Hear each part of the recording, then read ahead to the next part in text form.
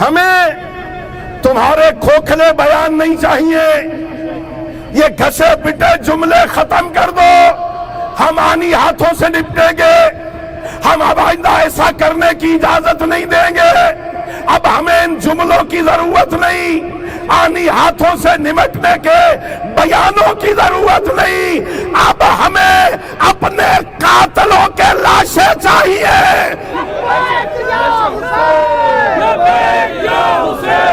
مسجد امامیہ میں 60-70 افراد کو شہید کر کے یہ ہمیں مٹا دیں گے، غلط فہمی ہے۔ ہم نے مٹنا ہوتا ہم شام غریبہ کو مٹ گئے ہوتے۔ ہمارے ساتھ ہو کیا رہا ہے؟ شناخت کر کے بہایا گیا میرا لہو۔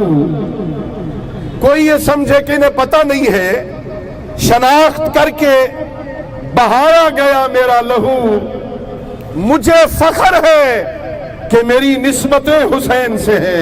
کائنات میں کربلا کا ذکر رہے گا، کربلا کے ذکر کے ساتھ پشاور کے شہیدوں کا ذکر بھی رہے گا۔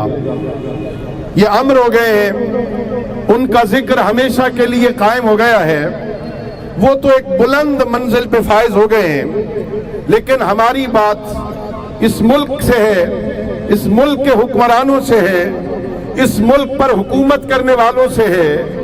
میں انہیں یہ کہنا چاہتا ہوں، تمہاری غلط فہمی ہے کہ تم ہم کو مٹا دو گے، ہمارے ہاں تو لاکھوں پر 72 جیت جاتے ہیں۔ یہ آوازیں بند ہو جائیں گی، یہ سلسلے ختم ہو جائیں گے۔ ایک پیغام دے رہا ہوں، اپنے دشمنوں کو پیغام دے رہا ہوں، ورثے میں چھوڑ جاؤں گا عشق حیدر کی لگن،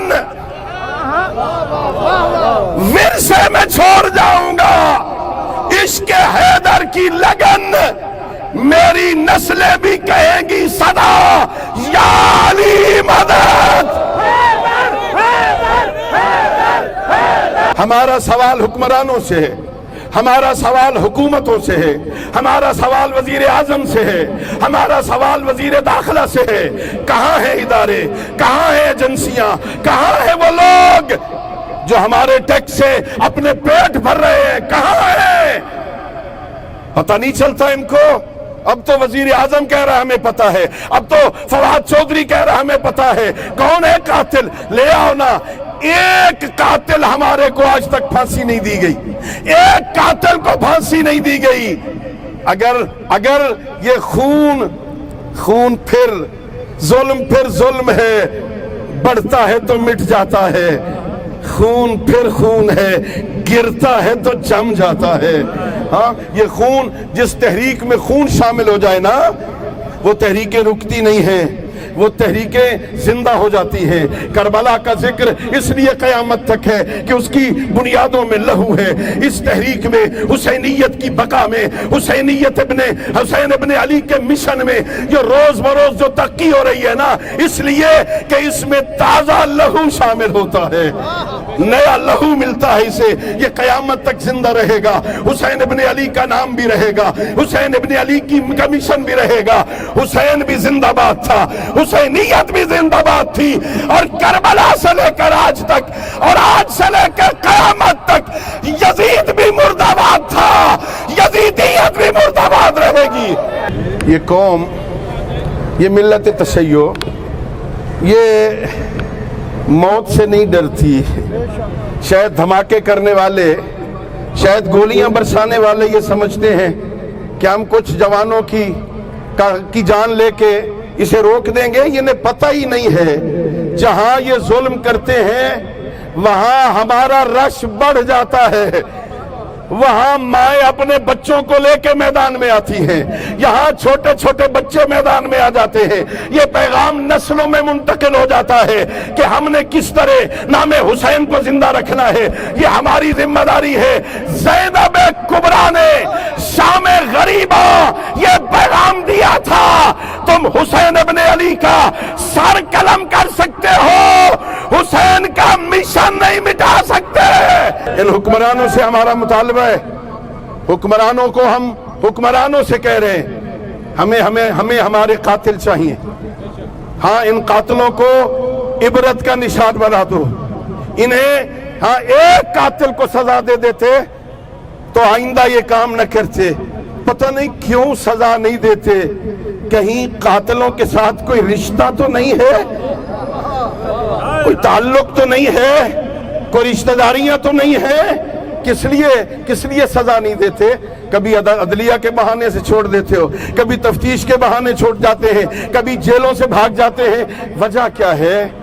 حسین ابن علی کا ذکر مٹانے کی خواہش کرنے والوں کی خواہشیں ختم ہو جائیں گی، یہ قبروں میں چلے جائیں گے، ان کی نسلیں برباد ہو جائیں گی۔ حسین زندہ باد ہے، حسینیت زندہ باد ہے، مشن حسین زندہ باد ہے۔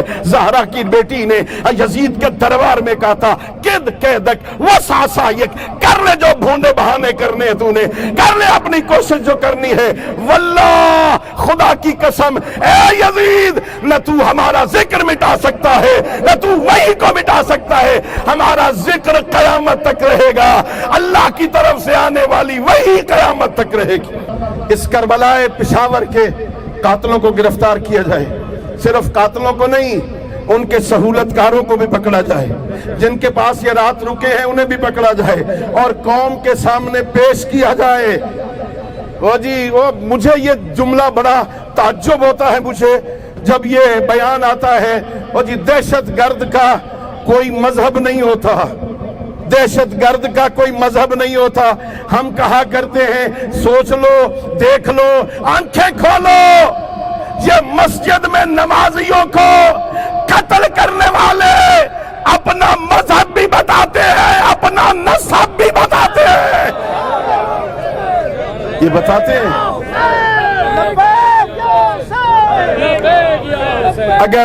اگر ملک میں امن چاہتے ہیں نا، اگر ملک میں امن چاہیے تو پھر ان قاتلوں کو کیفر کردار تک پہنچاؤ۔